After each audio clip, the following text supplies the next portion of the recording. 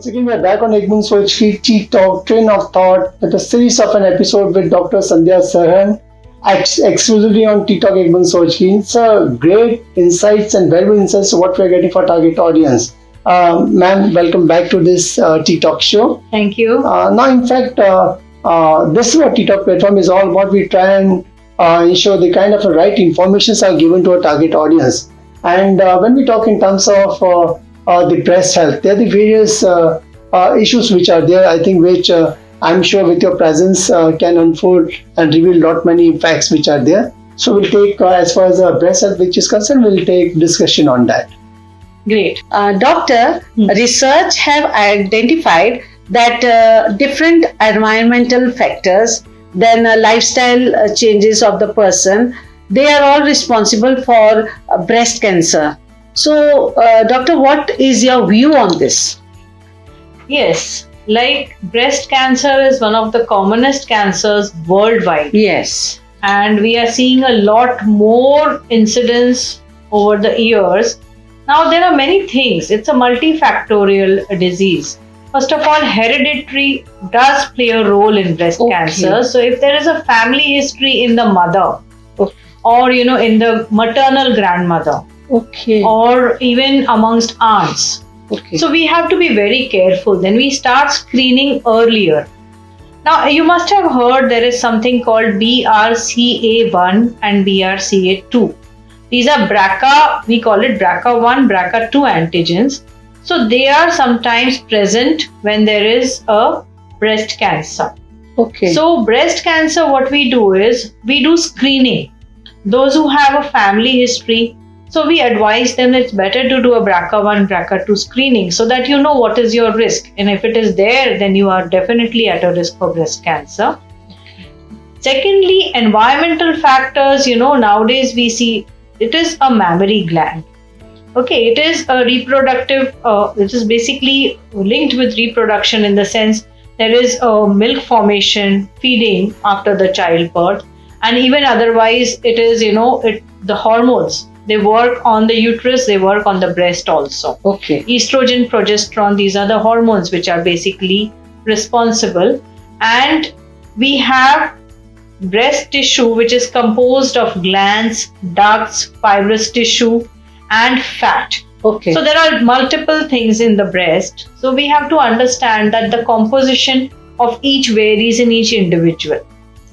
And what happens is, if there is a lot of intake of very high caloric food containing a lot of estrogenic content, so definitely that influences the breast tissue differently.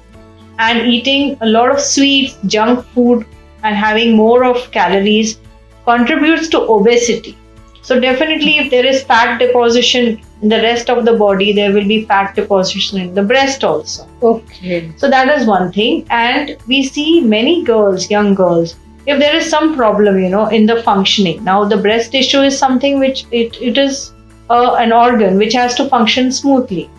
So we see a lot of people coming with small lumps or masses, There are benign as well as malignant. So sometimes benign, very painful, conditions, small lumps just before the periods. The pain gets very intense just before the periods. We call them fibroadenomas, If there are small lumps. They are benign basically. And the tendency to develop these, having more of this fibrous tissue which is forming these lumps, it is called fibroadenosis. So this is something which is very common. And I would say that it's very important to know that, what is the problem that can arise in the breast, and screening and understanding of breast disease is very important. True, very true, because according to Indian Cancer Society, doctor, 1.70 lakh cases are coming up in India. Like so many cases means the ladies, the women have to be made aware what are the causes for breast cancer and how to avoid.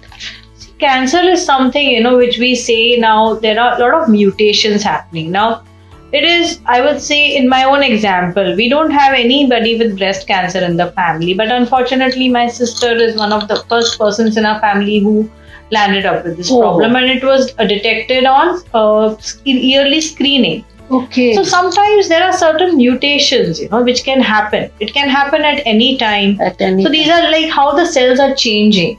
Is there any age? No, breast cancers generally happen in a little younger age group, but we also see post-menopausal age group. It is not as if it is only the young. So I would say there is nothing like a demarcation of age. Initially, we used to say, okay, this is restricted to this age. I am seeing a lot of girls who are pregnant and who are feeding. Sometimes, we say it could be a lump, which is a milk lump or something, or we call it in ordinary language. But even they develop malignancies. Oh. So we cannot say that, it is restricted to this, because initially we used to say we only start screening after 40. Or we advise mammograms only after, say, 45 or 50. So it was a older age group. But we are seeing breast cancers in younger women also. So I would say if you have a family history, then the screening starts much early. But if there is no family history, what we advise is a breast self-examination. There are multiple videos available on YouTube, on the internet, how to examine the breasts. Everybody should do a breast self-examination just after the menstrual cycle is over. You should never try and examine just before the menstrual cycle, because there is a lot of fluid retention. And how to do a breast self-examination, this is something which should be, you can maybe take the guidance of a gynecologist, or you can learn from the video how it is done, in what manner. It is done in different positions, sleeping, sitting, standing. And all this is very important, because yearly checkups with your doctor is something which you should do. But at the same time, we say 3 monthly checkups. Self-examination is very important. Very much. And we are picking, I think we are picking up the diseases early. So that is why we are seeing it. First we used to say it is not seen in younger girls, but since we are picking it up early, because now the awareness is increasing, so I believe that is why the incidence is increasing. True, very true. Okay, so doctor, as you said, the signs and symptoms of breast cancer, some are malignant, as you said. Yes. See, now if there is any lump, we say any kind of lump. If you feel any lump, or if you feel any difference in the contour of the breast, if there is any discharge from the nipple, we say something like orange peel appearance, if there is some puckering or there is dimpling of the breast tissue, or if there is any sort of a abrasion or something which is not healing, which is on the breast. So any kind of things, the signs of cancer which are prevalent otherwise also are also valid for the breast.